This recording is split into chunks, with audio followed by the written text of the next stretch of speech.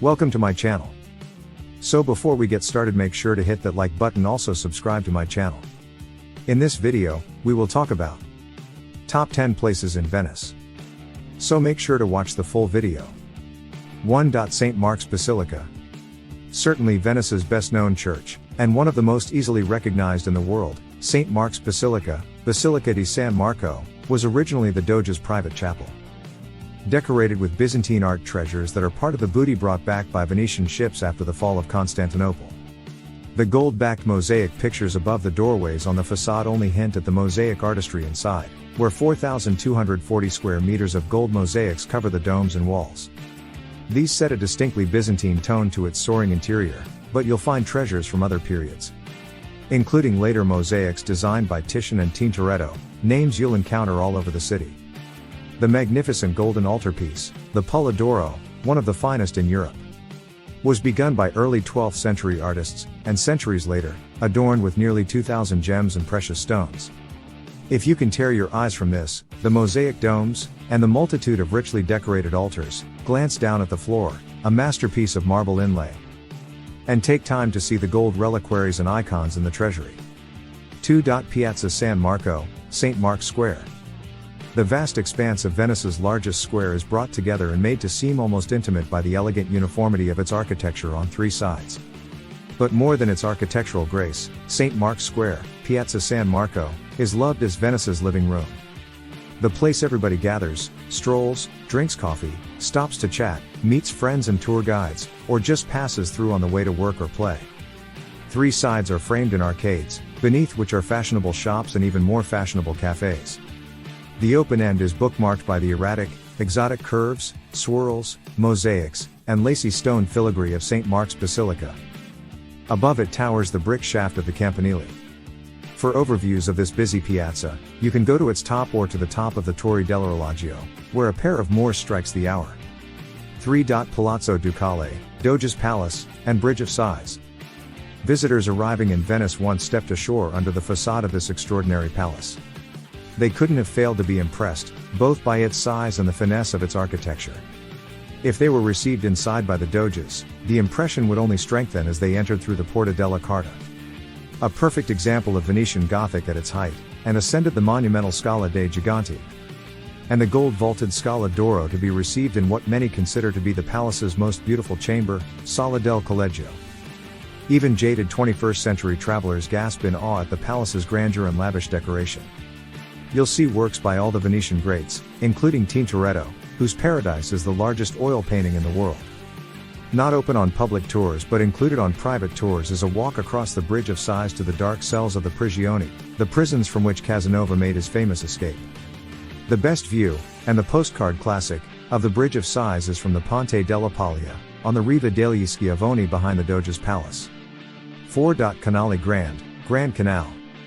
Sweeping through the heart of Venice in a giant reverse S-curve, the Grand Canal is the principal boulevard through the city, connecting Piazza San Marco, Rialto Bridge, and the arrival points of the rail station and bridge from the mainland. Only 4 bridges cross its 3.8-kilometer length, but stripped-down gondolas called traghetti shuttle back and forth at several points between bridges. The Grand Canal was the address of choice for anyone who claimed any influence in Venice. Palaces of all the leading families open onto the canal, their showy Venetian Gothic and early Renaissance facades facing the water, by which visitors arrived. 5. Ponte di Rialto, Rialto Bridge, and San Polo. Once the only bridge across the Grand Canal, Rialto Bridge marks the spot of the island's first settlement, called Rivias Altas, High Bank. Built in 1588, some 150 years after the collapse of a previous wooden bridge, this stone arch supports 2 busy streets and a double set of shops.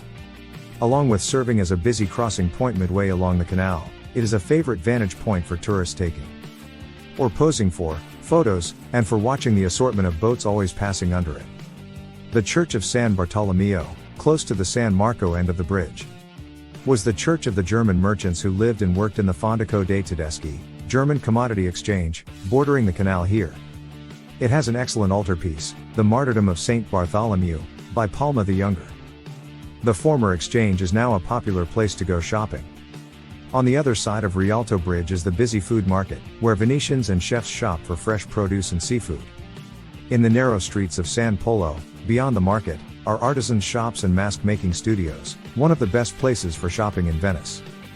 You'll also find places to eat that are not so filled with tourists as those nearer San Marco. 6. Torre dell'Orologio, Clock Tower.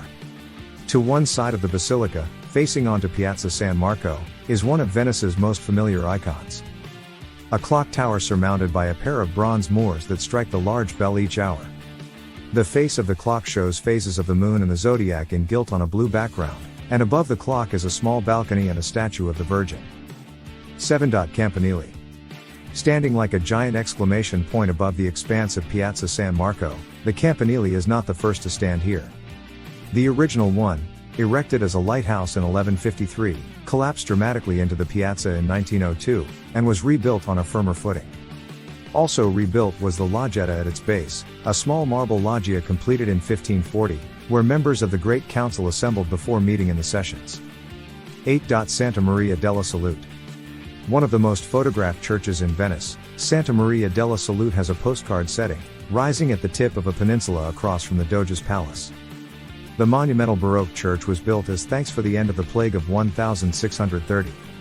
But the fragile land wouldn't support its tremendous weight, so its architect, Baldassare Longhena, had more than 1 million timbers driven into the floor of the lagoon before he could erect the church.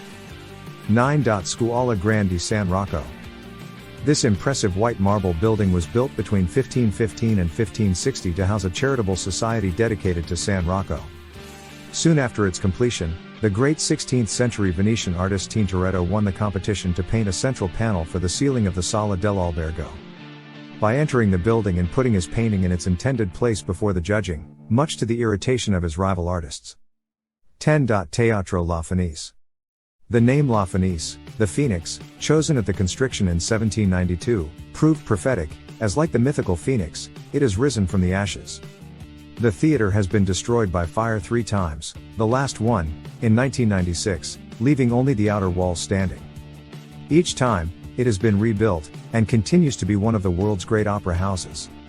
Throughout its history, but particularly in the 19th century, La Fenice saw the premieres of many of the most famous Italian operas, including those of Rossini, Donizetti, and Verdi, and today schedules opera and ballet performances and musical concerts.